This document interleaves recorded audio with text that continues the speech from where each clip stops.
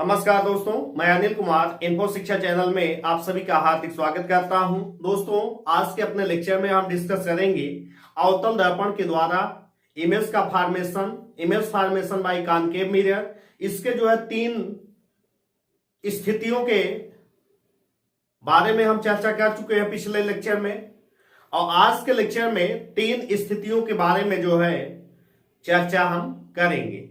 दोस्तों, आप सबसे पहले वीडियो को लाइक कर दीजिए, कमेंट कर दीजिए। अगर चैनल को सब्सक्राइब नहीं किए हैं तो सबसे पहले सब्सक्राइब करके बेल के आइकन पे क्लिक कर दीजिए, जिससे जो भी वीडियो हम अपलोड करें उसकी जानकारी आपको मिलती रहे। तो आइए चर्चा हम करते हैं तीन स्थितियां कौन कौन सी image formation by concave mirror. तो कौन कौन सी स्थिति पे आज हम चर्चा करेंगे वही देखते हैं। कि मान लीजिए एक ये कॉनकेव मिरर है, ठीक है, इसका सी हो गया। तो कॉनकेव मिरर एक बनाइए, और कॉनकेव मिरर के बाद इसका क्या बनाना है, प्रिंसिपल एक्सिस बनाइए। तो प्रिंसिपल एक्सिस कौन सा होगा, जो दर्पण के वक्रता केंद्र और पोल से होके जाए, मतलब सेंटर ऑफ कर्वेचर सी से और P से होके जो लाइन पास करती है इसको हम कहते हैं प्रिंसिपल एक्सिस। और C और P का मिड पॉइंट क्या हो जाएगा, ये इसका हो जाएगा फोकस F।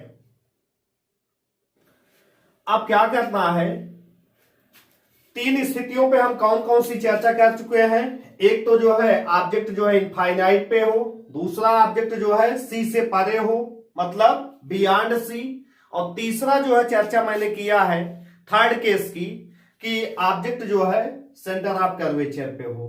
आज हम चर्चा करेंगे ऑब्जेक्ट कहां पे हो, सी और एफ के बीच में, यानी कि दर्पण के फोकस और वक्रता केंद्र के बीच में।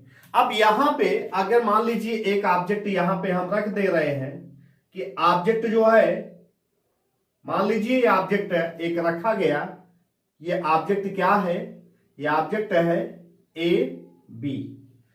तो अब क्या करना है कि जब यहां से पहले तो प्रिंसिपल एक्सिस के पैरेलल एक लाइन चलेगी, और आफ्टर रिफ्लेक्शन परावर्तन के पश्चात ये कहां से होके पास करेगी, ये पास करेगी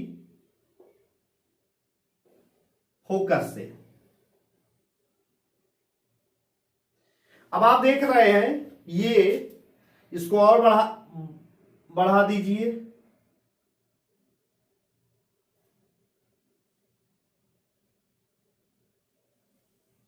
ये फोकस से पास की और रिफ्लेक्शन के बाद यहां से टकराने के बाद आगे निकल गई। सेकंड कहां से लाइन जाएगी, ये सेंटर ऑफ कर्वेचर से। तो सेंटर ऑफ कर्वेचर से जो लाइन जिस पथ से जाती है उसी पथ से वापस लौट जाती है। अगर हम इसको पीछे यहां पे बढ़ाएं तो आप देखेंगे यहां आके कट करती है। ये देखिए, ये लाइनें दोनों कहां पे कट कर रही हैं, इस पॉइंट पे कट कर रही हैं। तो यहां पे प्रिंसिपल एक्सिस से क्या कर दीजिए, एक परपेंडिकुलर खींच दीजिए, और परपेंडिकुलर खींचने के बाद ये इमेज बन गया A डैश B डैश। अब आप ये स्थिति खुद से भी इसको बनाने की कोशिश कीजिए, ट्राई कीजिए कि ये इमेज फॉर्मेशन आपको इसका बनाना आ जाए। तो जब 2 नंबर का क्वेश्चन बनता है तो इसी तरीके से कह देता है कि इमेज फॉर्मेशन आप बनाइए, स्थिति आपको क्वेश्चन में दे दिया जाएगा। अब यहां पे क्या हो रहा है, देखिए किस तरीके का इमेज बना हुआ है। ऑब्जेक्ट ये है ए बी, और इमेज क्या है, image A dash B dash. तो पहला चीज बना कि ये इमेज कहां पे बना, बियॉन्ड सी। इसका मतलब बियॉन्ड सी क्या है, सी से परे। एक तो ये हुआ, दूसरा, कैसा इमेज बनेगा? इमेज बनेगा रियल। रियल का मतलब क्या होगा? वास्तविक। ठीक है। और क्या बनेगा? इमेज जो है, देखिए वस्तु ऐसे है, इमेज जो है वाई डैश से नीचे की तरफ है, तो इमेज कैसा हो जाएगा? इन्वर्टेड। इन्वर्टेड का मतलब होगा उल्टा प्रतिबिंब। और क्या होगा? इनलार्ज।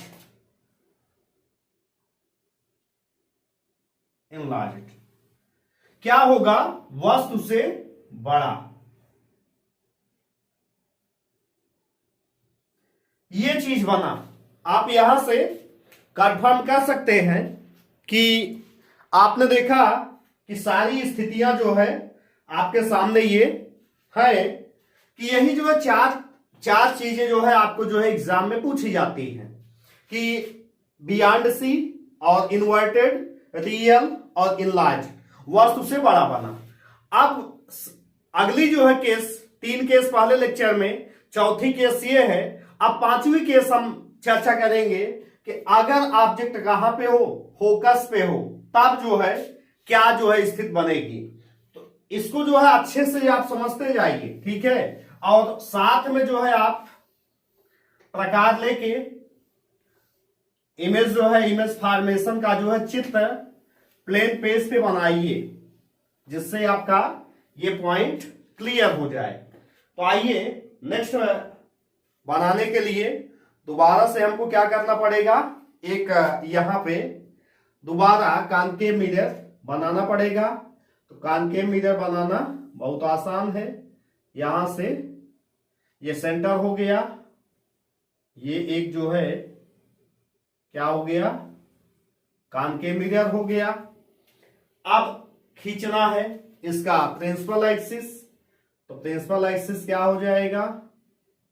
सेंटर ऑफ कर्वेचर, और इसके जो है पोल से जाते हुए एक लाइन खींच दीजिए, ये सी हो गया। इसका मिड पॉइंट क्या हो जाएगा? इसका मिड पॉइंट हो जाएगा फोकस। ये हो गया फोकस। अब क्या करना है? ऑब्जेक्ट को जो है यहां पे रखिए। कहां पे? फोकस पे। ऑब्जेक्ट आ गया फोकस पे, मतलब ए बी किस जगह पे? फोकस पे रखा गया है। अब एक किरण जो है यहां से मेन एक्सिस के परपेंडिकुलर पैरेलल चलेगा। आफ्टर रिफ्लेक्शन क्या हो जाएगा? आफ्टर रिफ्लेक्शन ये फोकस से होके पास करेगा।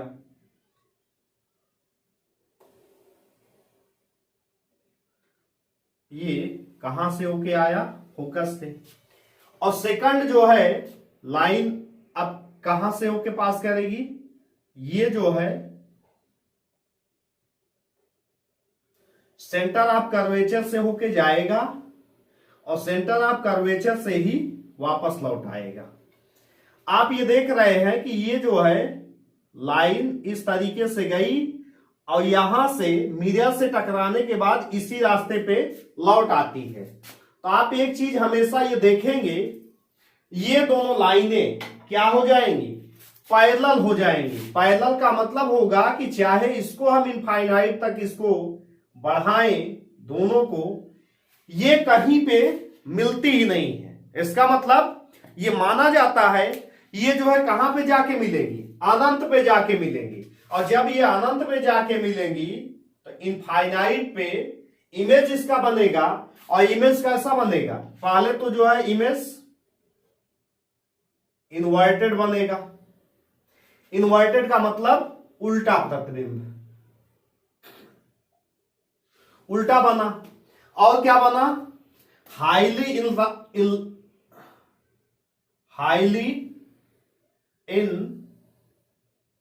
इनलार्ज्ड। ठीक है, वस्तु से बहुत ही बड़ा। ठीक। और क्या होगा? रियल होगा। यहाँ पे डॉटेड नहीं ये लाइन होगी, बल्कि एकदम इस तरीके से ऐसे बढ़ती जाएगी। ठीक, तो रियल होगा, वास्तविक। और कहां ये बनेगा,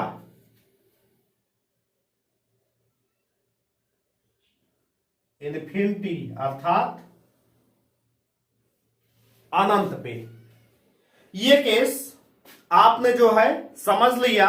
ये 4 पॉइंट इसमें भी है और 4 पॉइंट की जो है चर्चा हम सब में कर रहे हैं। तो यहां से inverted, highly enlarge, real, infinity पे जो है एट इन्फिनिटी, ऑब्जेक्ट का इमेज कहां होगा, एट इन्फिनिटी।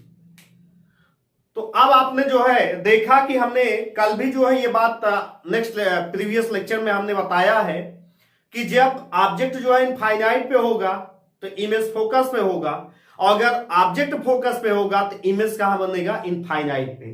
आइए इसका लास्ट जो है केस चर्चा हम करते हैं कि इमेज फॉर्मेशन में, चूंकि कॉनकेव मिरर का इमेज फॉर्मेशन बहुत ही इंपॉर्टेंट है।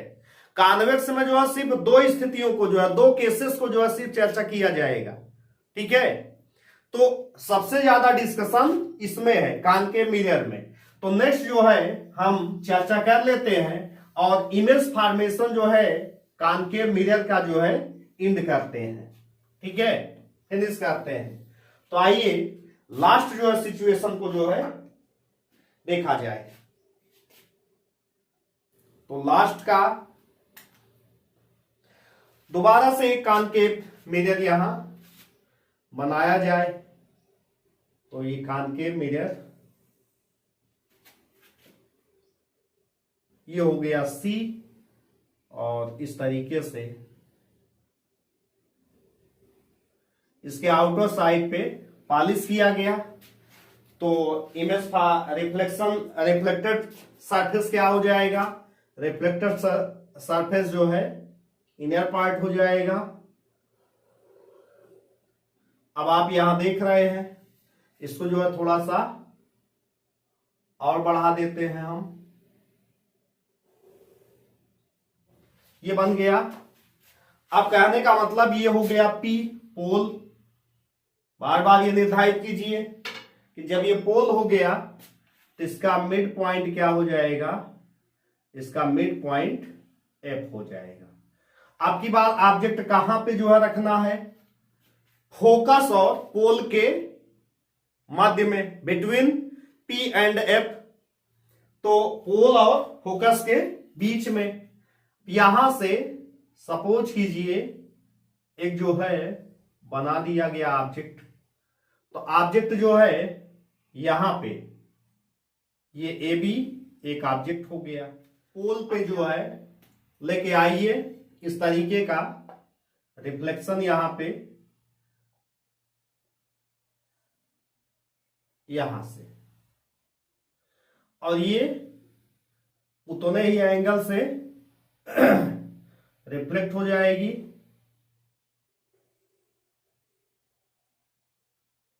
यहां से अब अगली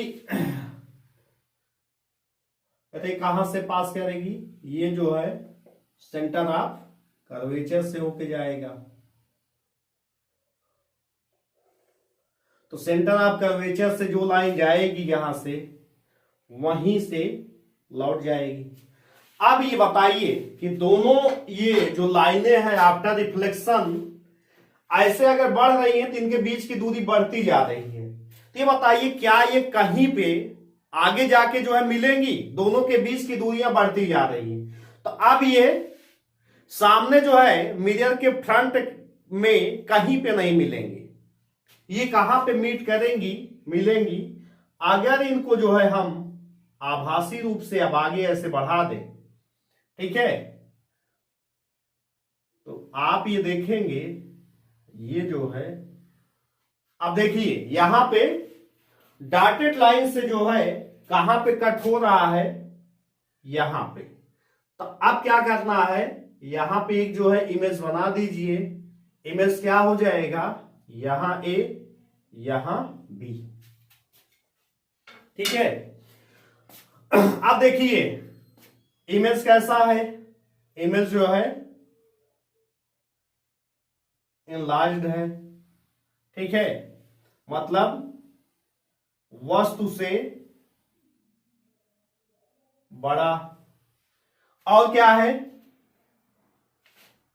बैक साइड ऑफ मिरर,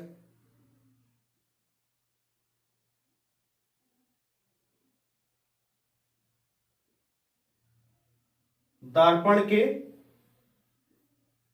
पीछे, दर्पण के पीछे प्रतिबिंब बन रहा है। और कैसा बन रहा है, वर्चुअल। ध्यान रखिए, वर्चुअल का मतलब आभासी। अभी तक आपने जो है ये पढ़ा है कि जितनी केसेस, 5 केसेस में पढ़ा है, 5 केसेस में रियल जो है इमेज बना है।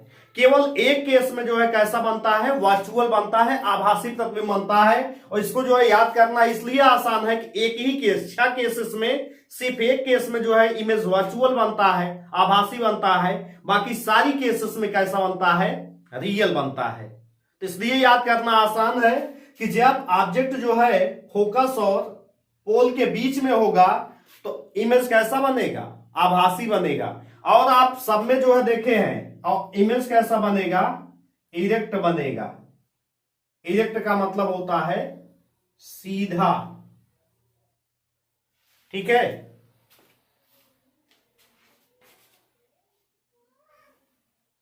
तो एक केस में सिर्फ जो है इमेज कैसा बना, इरेक्ट बना, अर्थात सीधा बना, ठीक है।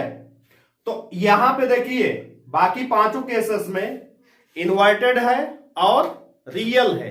इस एक केस में क्या बन गया, वर्चुअल और इरेक्ट बना। तो दोस्तों आशा करते हैं कि आप जो है इमेज फॉर्मेशन कॉनकेव मिरर के द्वारा अच्छे से जो है 2 वीडियो में हमने इसका डिस्कशन किया है। दोनों वीडियो देख के आप जो है इस पॉइंट को जो है क्लियर कर लीजिए। अगले लेक्चर में हम इमेज फॉर्मेशन किसका पढ़ेंगे, नहीं इमेज फॉर्मेशन हम पढ़ेंगे कॉन्वेक्स मिरर का। इसके बाद हम यूजेज ऑफ कॉनकेव मिरर और कॉन्वेक्स मिरर पढ़ेंगे। और इसके बाद कंपटीशन लेवल के जो भी क्वेश्चन हैं और वैसे भी जो क्वेश्चन हैं उनकी हम चर्चा करेंगे कि कौन कौन से क्वेश्चन आए हुए हैं। तो चूंकि ये जो पॉइंट जो है डिस्कस हुआ है प्रीवियस आज के लेक्चर में और प्रीवियस लेक्चर में, इससे जो है क्वेश्चन हमेशा बनते हैं। तो आप इसी तरीके से जो है हमारे चैनल से बने रहिए। हम नेक्स्ट लेक्चर में दोबारा से जो टॉपिक का है उसको जो है डिस्कस करेंगे। दोबारा हम अपने नेक्स्ट लेक्चर में मिलते हैं, तब तक के लिए नमस्कार।